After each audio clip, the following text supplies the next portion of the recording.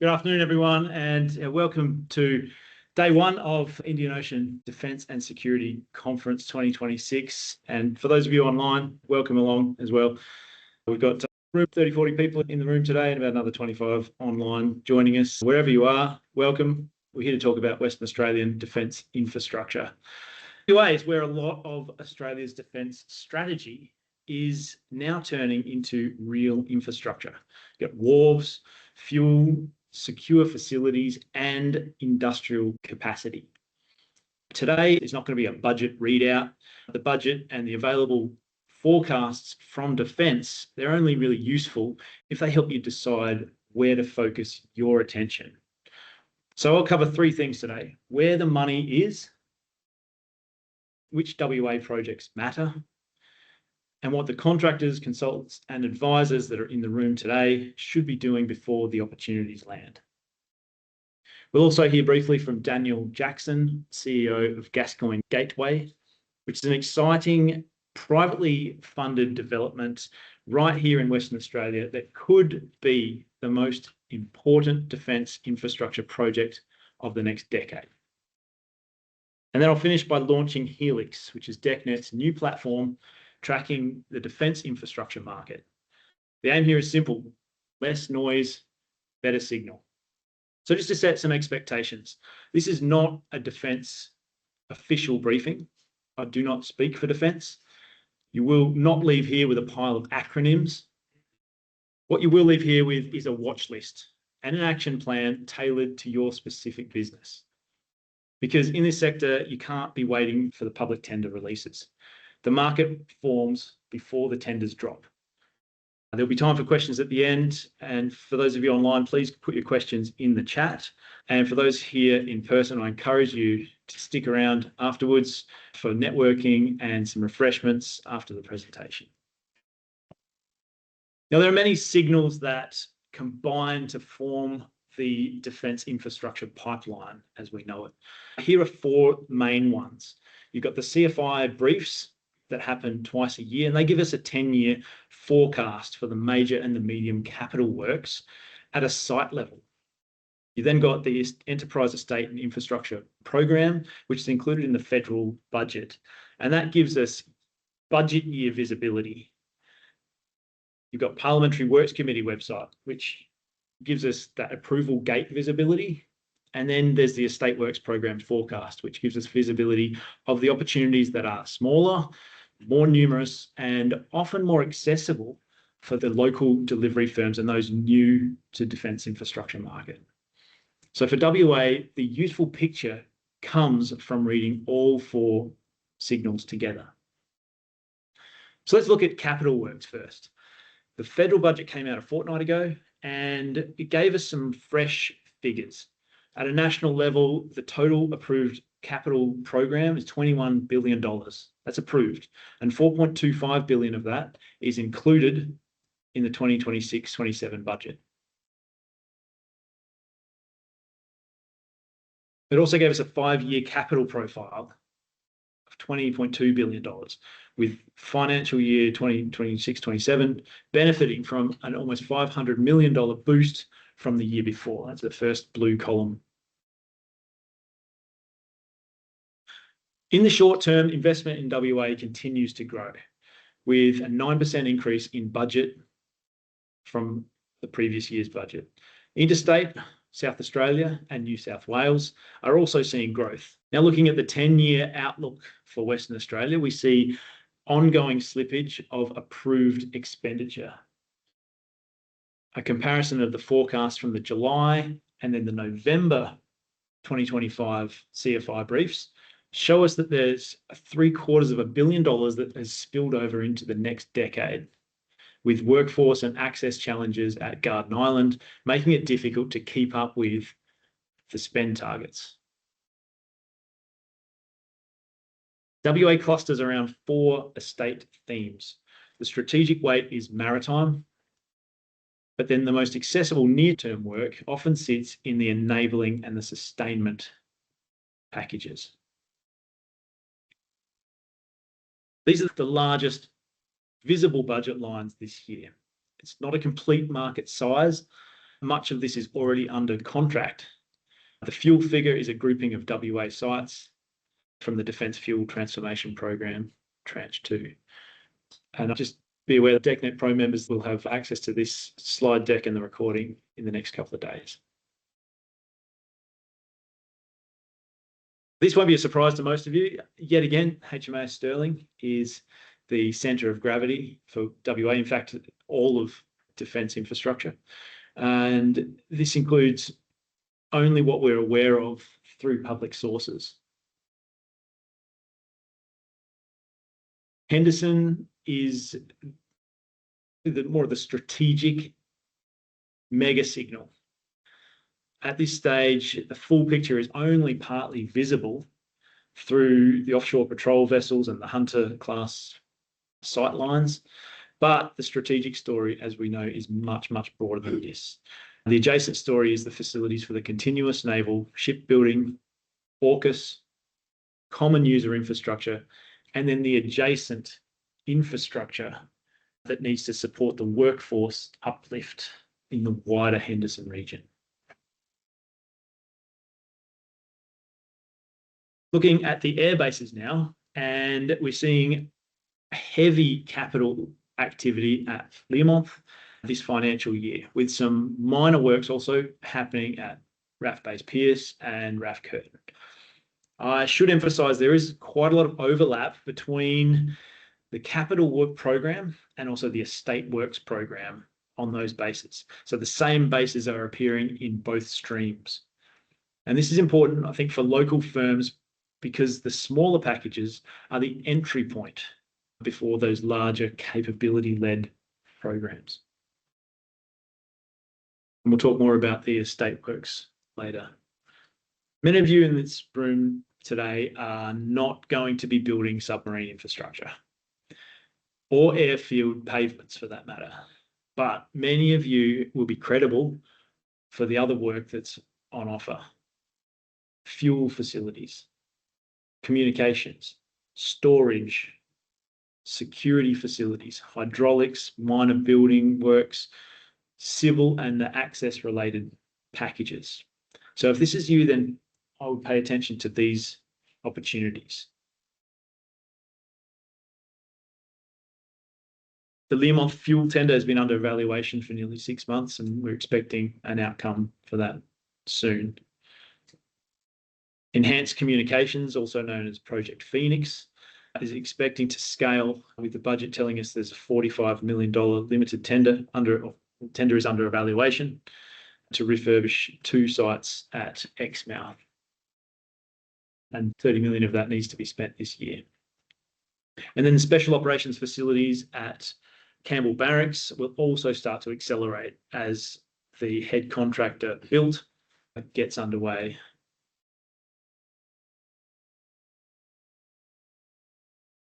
There are 3 national programs touching WA, and they're all entering the design phase. Guided weapons storage design tender is out, or is due out any day now. National Maritime Infrastructure Design tender is under evaluation. And the National ICT Upgrade Project will see designers later this year once the managing contractor contract is announced.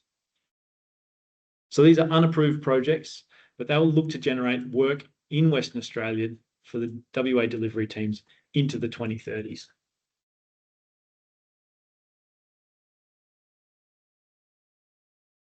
Estate Works program now.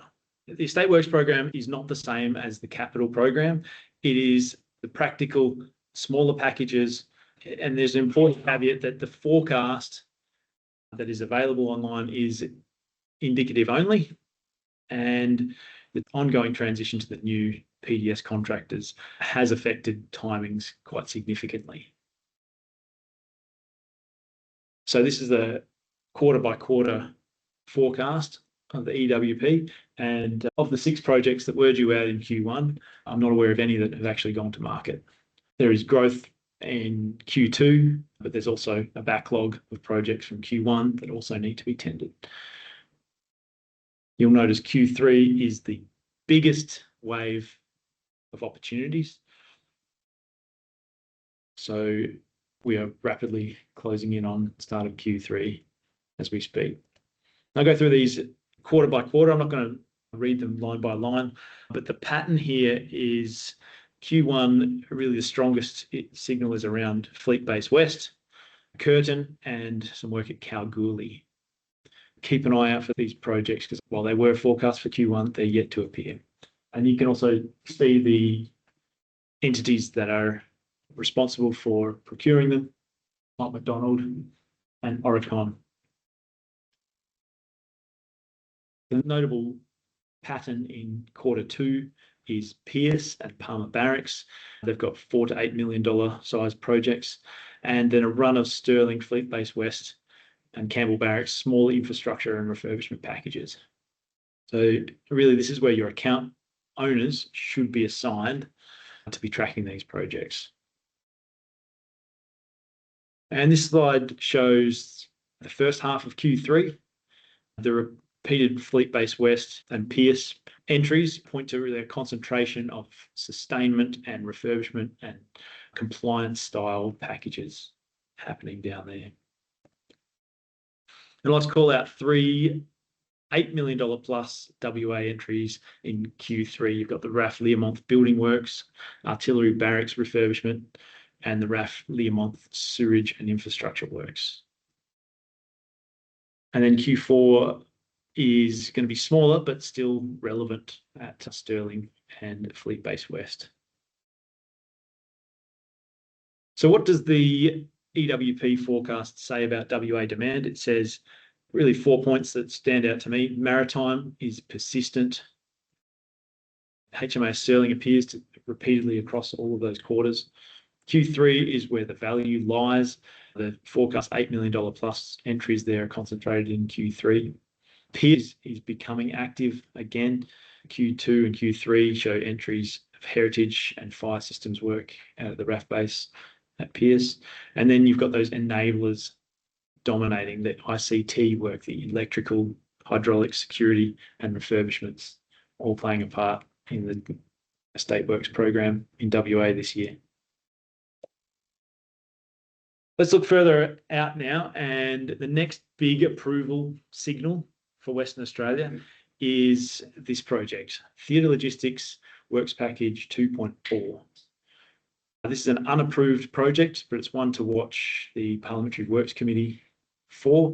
It's not yet a tender, it's at an approval gate. So once PwC materials appear, that will give the market a visibility of the scope. We are aware that it is warehouse related. It's an enabling project down at Henderson. And when we see that scope, that'll give us clearer visibility of what's actually happening. But to understand this, it's around the $200 million plus range. And with that, I'd like to now welcome to the stage our guest speaker for today, Daniel Jackson, CEO, Gascoyne Gateway. Daniel. Thanks, Darren.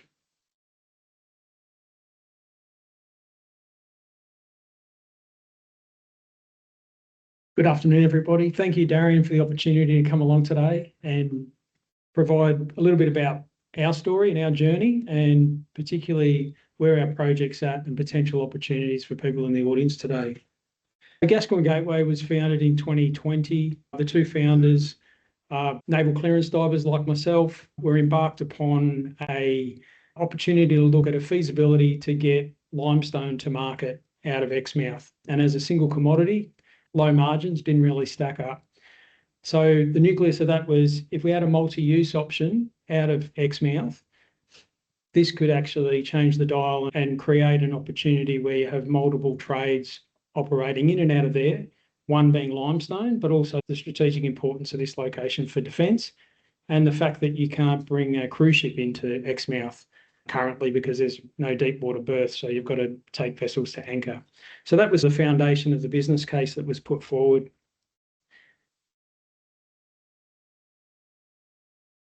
There's a big gap in our coastline. We've got a big coastline. And if you compare that to the East Coast, where there's a plethora of ports, we've got very limited port infrastructure along our coastline. A lot of that's driven by the mid-ocean conditions off the Indian Ocean. So if you think of Geraldton, that's the nearest multi-use port, which is some 850 kilometres from Exmouth. In the Pilbara, obviously, there's a lot of single terminals, but those terminals have predominantly got one focus, and that is get rocks on a boat and get them overseas.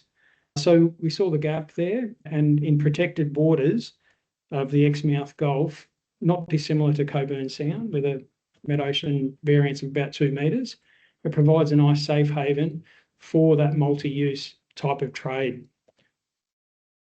The project is driven to support a number of enabling or emerging industries through the region, particularly how it aligns, ties in with defence. I'll cover a few of those aspects shortly.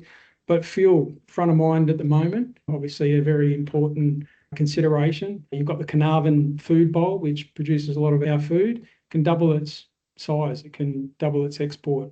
However, there's no deep water ports to actually get that to market. So you think of Asia, we've got a population in Indonesia of 150 million people, in Java, for example. Ability to get Australian produce over to those sort of markets, closest point of mainland Australia to Sunda Straits, Diego Garcia, Christmas, Cocos-Keeling Island is Exmouth. So well positioned to provide access to those markets. But if you also think of the Upper Gascoyne region, critical minerals, number of explorers through that area, 6-to-1 ratio of import material in comparison to the one tonne of export material. So the point of production, the point of where you want to get things to market, your port enabling infrastructure becomes critically valuable. There's also those second demand drivers. So we've seen a big shift in renewables. The Gascoyne as the lowest gross product out of any of our regions. It's also the region that doesn't have an import-export terminal. As I'm describing this, I'm trying to build a picture here around the need for more marine infrastructure in our north to support a variety of trades as opposed to being focused on a single commodity.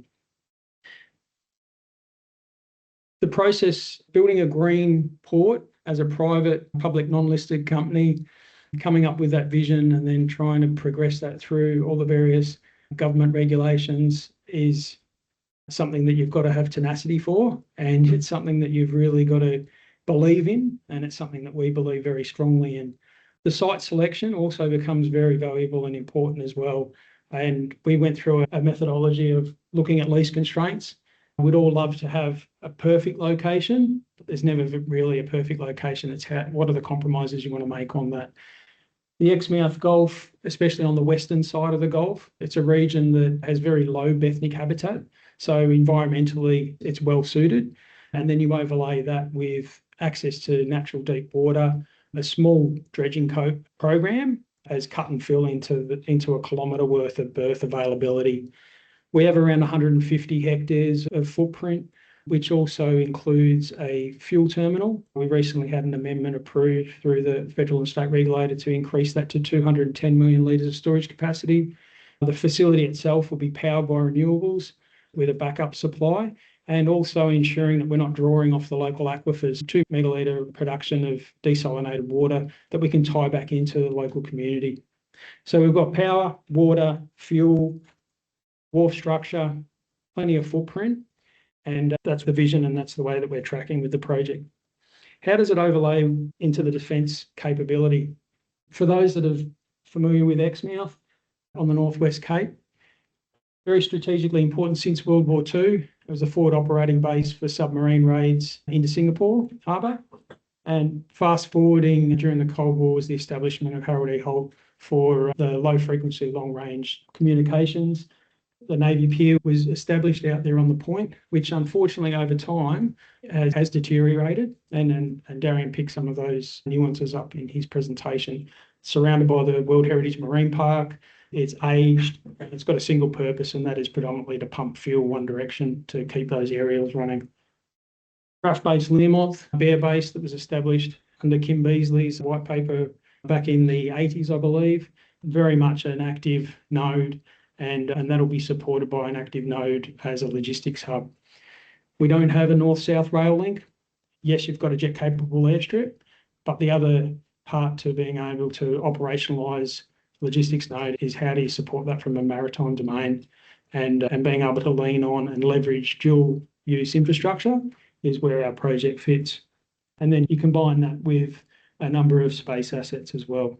I won't harp on this too much. A number of these have been described, but if you look at the planned investment across the region, you've got about $3 billion worth of planned investment related to defence estate projects. Peak at 600 million across 3 years. That's for implementation. And then you take that implementation and then operationalise some of those assets. It really paints an important picture for where our project fits in the realm and in the relationship with defence. We've always used the mantra that this project isn't reliant on defence. We're not seeking and relying on defence capital, but really a company-owned, company-operated project, which is Australian-owned, veteran-founded, and is really driven. I'm not in the uniform anymore, but still pretty passionate about service to the nation and building a project that's going to leave a really positive legacy in this region. Creating value. My time in uniform was all about capability. As you would all understand in the room, once you get out of uniform, for those that had served, it's really about what value you're creating for your shareholders. How are you generating returns? What's the profitability look like? And at this stage, we have a company value of about $48 million. But if you apply an enterprise value across these type of infrastructure assets, quite quickly you can see once we get up to steady state for phase one of a 3-phase project, it's quite a valuable long-term asset. Development timeline. The target for the project is to be a final investment decision middle of next year. Our current estimates have the project 660 million, and we've got a 30-month implementation program to have the first ships alongside back into 29. We've worked hard on the approvals. There isn't a stone that we haven't turned in progressing through the environmentals in particular. It is an important part of the world, does have strong environmental heritage values, and so ensuring that we're developing a project that can coexist in that natural environment is front of mind for us. And hence, leaving the place, as Mick, one of the founders, said, he goes, if you borrow your mate's trailer, you give it back to him better than you found it. That's the intent of this project, is to build something that we're going to leave the place better than we found it, and to do that, having something that by first principles, powered by renewables, producing its own water, creates its own ecosystem in an area that the Bethnic habitat's barren. You put anything in the water up there, things like to grow on it. So working with the universities and people with PhDs and forebrains around how do we recruit more biomass, how do we attract more ecology around the structure, but doing it in a way that we can ensure that we're protecting the sustainment and obviously not degrading the asset itself. There's a couple of, I guess, takeaways. One is we've got our banner over there, we've got the QR code. There's 3 things that we're seeking at this point is securing further customers. So if you're looking for a footprint, then we're open for business. And if you think about buying off the plan or leasing off the plan, that's what this is about, getting a footprint in a place that's obviously going to have significant strategic importance going forward. 2 is for suppliers and contractors that are looking to engage. We're keen to have a competitive process around ensuring that we've got the right people, right team, delivering the right type of asset. So by all means, please register via our website and subscribe on there. And then the third part is the investment front. So with the project located where it is, we're well suited. We're on the active watch list for the Northern Australian Infrastructure Facility. It's also well suited to export finance. We're working with a US bank around global institution funds. And one thing that the instos find is that there's very limited long-term infrastructure assets that come onto the market, and they can easily drop $5 million just doing their due diligence and competing to actually acquire or buy in on those projects. So looking at those type of insto funds that have a different degree of risk appetite, that can come in a little earlier, provide some development capital up front that ultimately helps get the project de-risked and get it to fit. Working with those, but also in parallel, identifying strategic alliances and strategic partners. So organisations that believe in the vision and are willing to share in some of the risk and ultimately secure longer term programs of work to assist in implementation. And then thirdly, sophisticated investors. A current capital raise open for sophisticated investors, high net worths, to maintain the operating environment that we're in. I will talk about this all day, but it's good to see people are still smiling. I'll pause there, but thanks very much for the opportunity. Thanks, Daniel. And for those of you who are familiar with the National Defence Strategy, both 2024 and 2026 reinforces the concept of national defence. And that concept, to me, means it's not just up to the Department of Defence to defend this nation. It's up to industry, it's up to the community, it's up to the whole of government and the entire nation to step up. And to take my hat off to you, Daniel, for this nation-building project. This could well be the most important project in defence infrastructure, at least in Western Australia.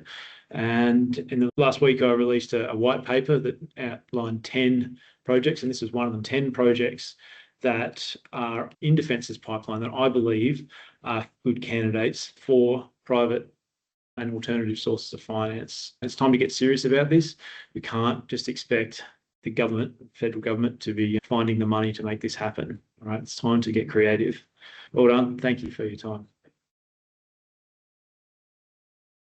All right, so what the pipeline that we have outlined here today means, it means different things to different people.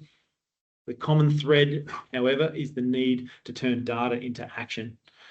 And the winners are not going to always be those who see the tenders first. It's those who know why they exist and who shapes them. So here's your action list for the next 90 days. Build your watch list. Assign account holders within your organisation. Track the movement that matters and prepare evidence to support your right to win this work when it becomes available. And on that note, I'm very proud to officially launch Helix, a revolutionary new platform that provides defence estate intelligence for teams that need to move before the tenders drop. So whether you're a tier 1 contractor or a local supplier or a design consultant, Helix offers a premium user experience that's built to support your workflow. Central to Helix is the ability to curate your own watch lists. We all know how much noise is in the market, how long it takes to digest everything that's coming down the pipeline. So here's a selection of inbuilt watch lists that you can subscribe to straight out of the box. So I encourage you to not leave today empty-handed,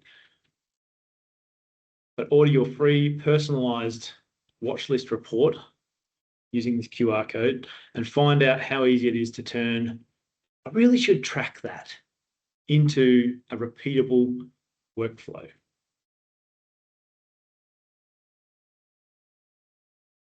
So to finish, this year's focus is again on Fleet Base West and Learmonth. Henderson is the long-term strategy story. All major bases will see both capital and estate investment. And finally, don't wait for AusTender. Build your watch list and optimize your internal workflow. Any questions? Alex? In your opinion, how much work over 200 million bucks is going to come outside of that big MC panel that was released last year? Over 200 million. So you're talking about what's happening in between the 200 and 250? So, for example, there was a job up there that was like 200 million plus. I was wondering, is that job going to come out by that major construction panel with like those 20 contractors on it, or is it going to come outside of that to the actual number? $1 million question, isn't it? So we know.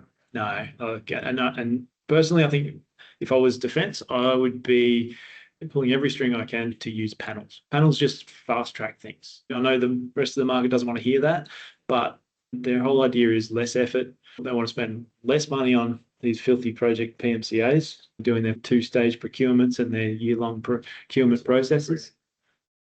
They want to get the money flowing sooner, and that's what panels do. All right, so that's why I say, yes, these panelists, these major construction panelists might be competitors. They might be your rivals outside of defence, but in defence, they're now with the Lords for at least the next 5 years until you can get yourself on a panel. Any other questions?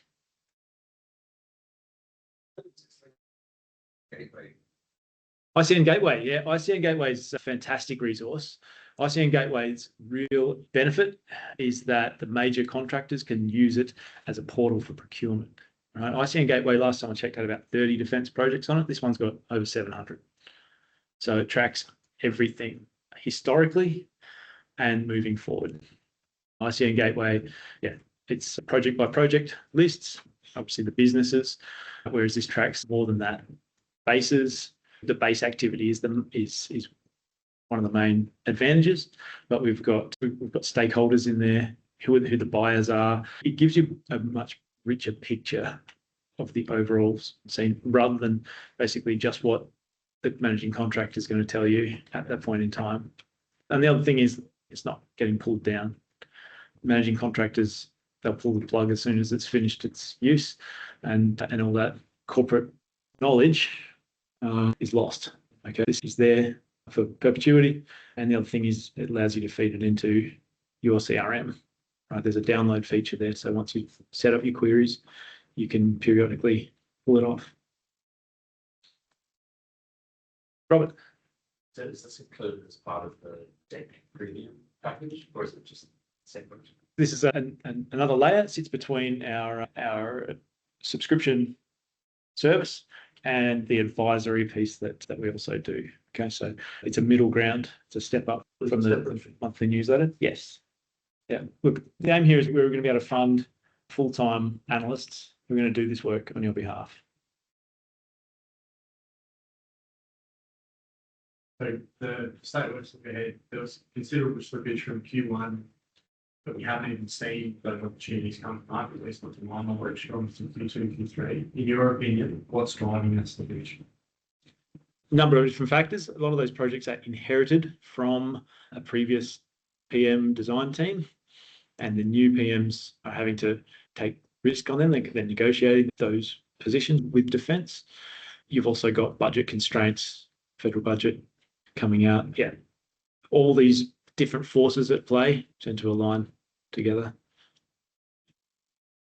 Building on that, the budget constraints and not a direct fix right? Where do you see the public-private partnerships coming in? Because there seems to be a pretty, there's no money to federal government, we'll know that. They've committed to a whole lot of stuff that can't afford. Yep. Yet they have to deliver a whole lot of stuff that needs to be done under national defence. Where do you see that money actually coming from? Because there aren't the size and sophistication of investment vehicles here in Australia to do that. Yeah, that's a good question.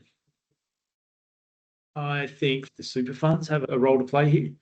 I think if these projects can be positioned and packaged up in such a way that they become valuable investment medium, both in peacetime and obviously in conflict, then you've got an opportunity for an attractive investment medium. And Nick, do you want You'll start to notice they're not using the word public-private partnership much.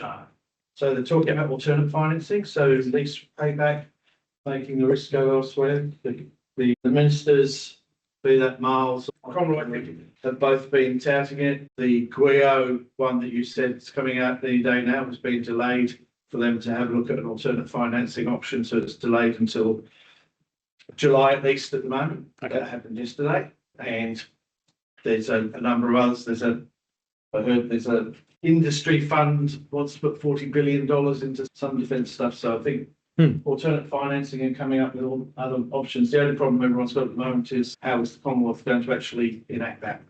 Does anyone know who to talk to give them options?